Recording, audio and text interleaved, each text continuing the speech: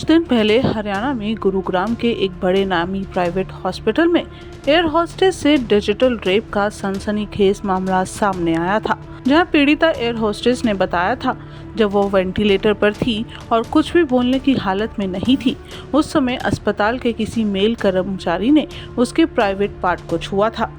और अब इस मामले में बड़ा अपडेट सामने आया है। आपको बताएं कि इस मामले में अस्पताल में काम करने वाले आरोपी टेक्नीशियन दीपक को गिरफ्तार कर लिया गया है। वहीं इस मामले में आरोपी के पिता गुरुग्राम पहुंचे थे। उनका भी कहना है कि बेटे ने गलती की है, जिसकी सजा उसको जरूर मिलनी चाहिए। इस मामले में पुलिस को सीसीटीवी की जांच और पूछताछ करने पर कई खबरें पता चली हैं। जब पुलिस ने सीसीटीवी की जांच की तो पता चला कि वारदात के समय आरोपी 16 मिनट तक आईसीयू में था। पुलिस ने पूछताछ की तो पता चला कि आईसीयू में टेक्नीशियन का काम ज़्यादा नहीं रहता। टेक्नीशियन का काम आईसीयू में सिर्फ 2 मिनट का ही होता है। यही नहीं, एयर होस्टेस का डिजिटल रेप करने से पहले दीपक ने अपने फ़ोन पर कई अश्लील वीडियो भी देखे थे। पुलिस ने जब आरोपी के मोबाइल की हिस्ट्री खंगाली तो ये बात सामने आई।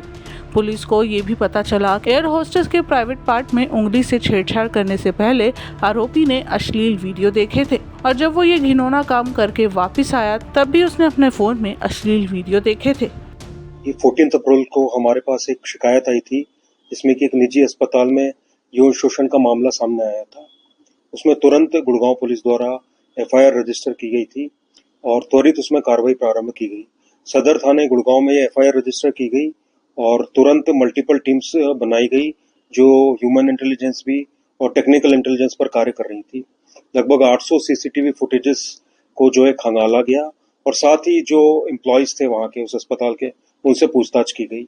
इसके पश्चात कल एक एसआईटी का गठन किया गया जो फर्दर फाइनल डिटेल्स में गई और जो वहां के डॉक्टर्स थे, वहां के एम्प्लॉयज थे, उनसे फिर पूछताछ की गई और जो सीसीटीवी फुटेजेस थे हमारे, उनके माइक्रो लेवल पर गया गया। जो भी सीसीटीवी फुटेजेस कलेक्ट किए गए थे उनको मल्टीपल टाइम एनालिसिस किया गया, जिसमें कि जो इसमें आरोपी है जिसका नाम दीपक है, रहने वाला मुजफ्फरपुर बिहार का है, उसको आज अरेस्ट किया गया है।